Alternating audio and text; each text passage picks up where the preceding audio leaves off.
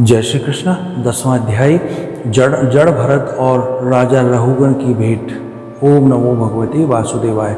श्री सुखदेव जी कहते हैं, राजन, एक बार सिंधु सुवीर देश का स्वामी राजा रहुगण पालकी पर चढ़कर जा रहा था। जब वह इक्षुमती नदी के किनारे पहुंचा, तब उसकी पालकी को उठाने वाले कहारों के जमादार को एक कहार की आवश्यकता पड़ी।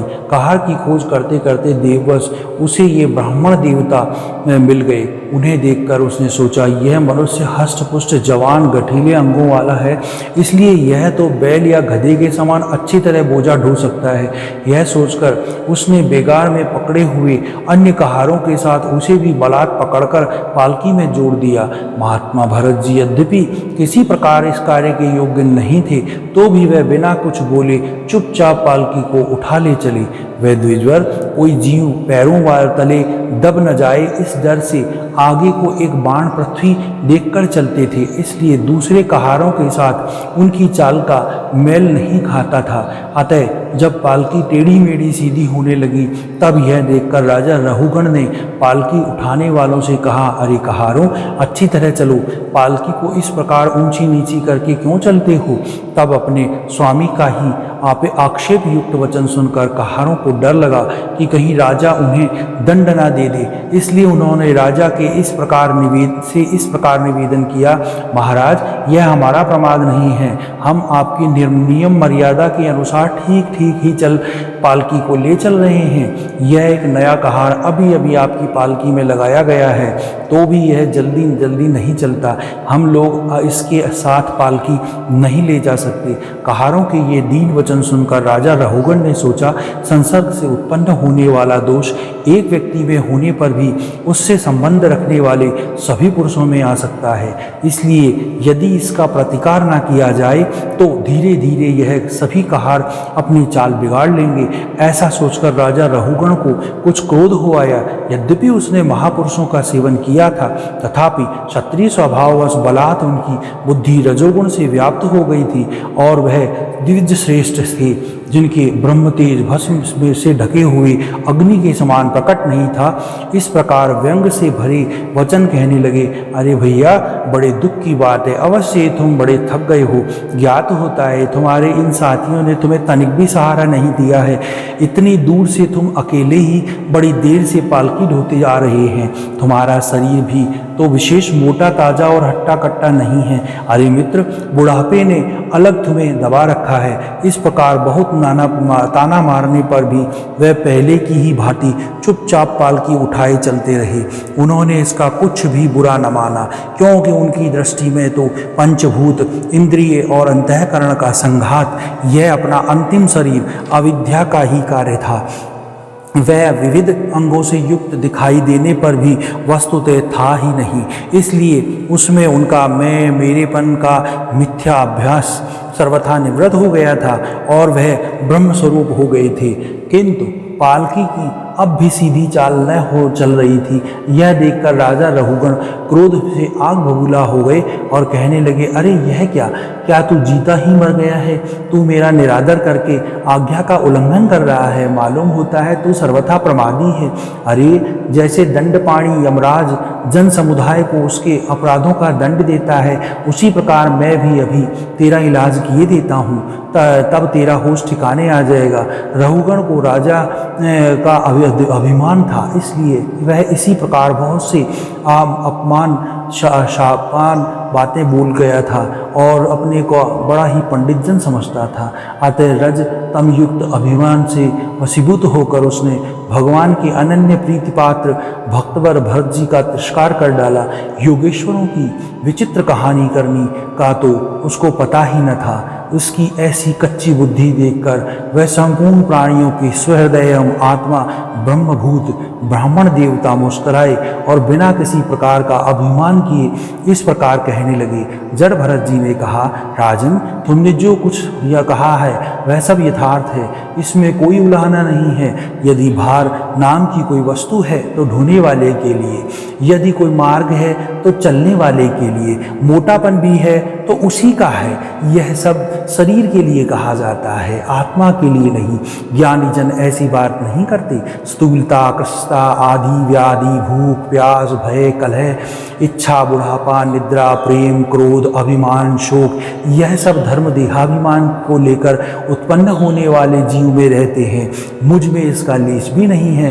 राजन, तुमने जो जीने मरने की बात कही है, सो जितने भी विकार आदि पदार्थ हैं उन सभी में नियमित रूप से यह दोनों बातें देखी जाती है, क्योंकि वह सभी आदि आत्मत वाले हैं। यशस्वी नरेश, यहाँ स्वामी सेवक भाव स्थिर हुए, यदि वही आज्ञा पालनादि का नियम भी लागू हो सकता है। तुम राजा हो, मैं प्रजा हूँ, इस प्रकार की भेद बुद्धि के लिए मुझे व्यवहार के सिवा और कोई तनिक भी अवकाश नहीं दिखाई देता। परमार्थ दृष्टि से देखा जाए तो किसी स्वामी के और कहे हुए सेवक, फिर भी राजन यदि स्वामित्व का अभिमान है तो कहो, मैं तुम्हारी क्या सेवा कर सकता हूँ। वीरवर, मैं मत, उन्मत्त और जड़ के समान अपनी ही स्थिति में रहता हूँ। मेरा इलाज करके तुम्हें क्या हाथ लगेगा।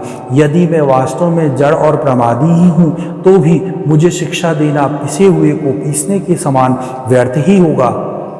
श्री सुखदेव जी कहते हैं, राजन परीक्षित मुनीश्वर जड़ भरत यथार्थ तत्व का उपदेश करते हुए इतना उत्तर देकर मौन हो गए।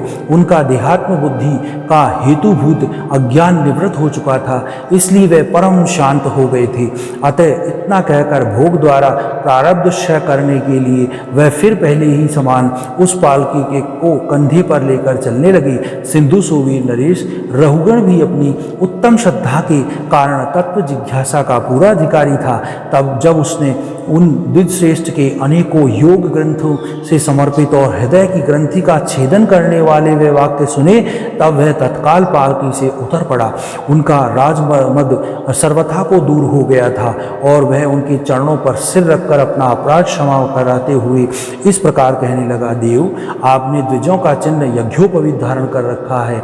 बतलाइए, इस प्रकार प्रच्छन्न भाव से विचरते हुए आप कौन हैं? क्या आप दत्तात्रेय आदि अवधूत में से कोई हैं? आप किसके पुत्र हैं? आपका कहाँ जन्म हुआ और यहाँ कैसे आपका पदार्पण हुआ? यदि आप हमारा कल्याण करने के लिए पधारे हैं तो क्या आप साक्षात सत्वमूर्ति भगवान कपिल देव ही तो नहीं हैं? मुझे इंद्र के वज्र का कोई डर नहीं है, न मैं महादेव के त्रिशूल से डरता हूँ और न यमराज के दंड पानी से। मुझे अग्नि, सूर्य, चंद्र, वायु और कुबेर के अस्त्र शस्त्रों की भी कोई भय नहीं है, परंतु मैं ब्राह्मण कुल के अपमान से बहुत ही डरता हूँ। अतः कृपया बतलाइए, इस प्रकार आपने विज्ञान और शक्ति को छिपाकर मूर्खों की भांति विचरने वाले आप कौन हैं? विषयों से तो आप सर्वथा अनासक्त जान पड़ते हैं, मुझे आपकी कोई था नहीं मिलती है। साधो, आपके योग युक्त वाक्यों को बुद्धि द्वारा आलोचना करने पर भी मेरा संदेह दूर नहीं होता। मैं आत्मज्ञानी मुनियों के परम गुरु और साक्षात श्री हरि की ज्ञान शक्ति के अवतार योगेश्वर भगवान कपिल देव से यह पूछने जा रहा था कि उन लोक में एकमात्र शरण लेने योग्य कौन है, और क्या आप वह कपिल मुनि ही तो नहीं हैं जो लोगों की दशा देखने के लिए इस प्रकार अपना रूप छिपाकर विचर रहे हैं। भला घर में आसक्त रहने वाला विवेकहीन पुरुष योगेश्वरों की गति कैसे जान सकता है? मैंने युद्धादि कर्मों में अपने को श्रम होते देखा है, इसलिए मेरा अनुमान है कि बोझा ढोने और मार्ग में चलने से आपको भी अवश्य ही होता होगा। तो मुझे तो व्यवहार मार्ग भी सत्य ही जान पड़ता है, क्योंकि मिथ्या घड़े से जल लाना और कार्य नहीं होता। चूल्हे पर रखी हुई बटोई जब अग्नि से तपने लगती है तब उसका जल भी खोलने लगता है, और फिर जब जल में चावल के भीतर आग भाग भी पक जाता है। इसी प्रकार अपनी उपाधि के धर्मों का अनुवर्तन करने के कारण देह, इंद्रिय, प्राण और मन की सनिधि से आत्मा को भी उनके धर्म समाधि का अनुभव होता है। आपने जो दंड आदि की व्यर्था बताई, जो राजा तो प्रजा का शासन और पालन करने के लिए नियुक्त किया हुआ उसका दास ही है, उसका उन्माद आदि को दंड देना पिसे हुए को पिसने के समान व्यर्थ ही नहीं हो सकता, क्योंकि आपने धर्म का आचरण करना भगवान की सेवा ही है। उसे कर्म करने वाला व्यक्ति अपने संपूर्ण पाप राशि को नष्ट कर देता है। दीनबंधो, राजत्व के अभिमान से उन्मत्त होकर मैंने आप जैसे परम साधु की अवज्ञा की है। अब आप ऐसी कृपा दृष्टि कीजिए जिससे साधु अवज्ञा रूप अपराध से मैं मुक्त हो जाऊं। आप देहाभिमान शून्य एवं विश्व बंधु श्री हरि के अनन्य भक्त हैं, इसलिए सब में समान दृष्टि होने से इस मानवमान के कारण आप में कोई विकार नहीं हो सकता। तथापि एक महापुरुष का अभिमान करने के कारण मेरे जैसा पुरुष साक्षात त्रिशूलपाणी महादेव जी के समान प्रभावशाली होने पर भी अपने अपराध से अवश्य थोड़े ही काल में नष्ट हो जाएगा। बोलो भगवान श्री कृष्ण की जय। ओम नमो भगवते वासुदेवाय। 10वां अध्याय समाप्त। जय श्री कृष्ण।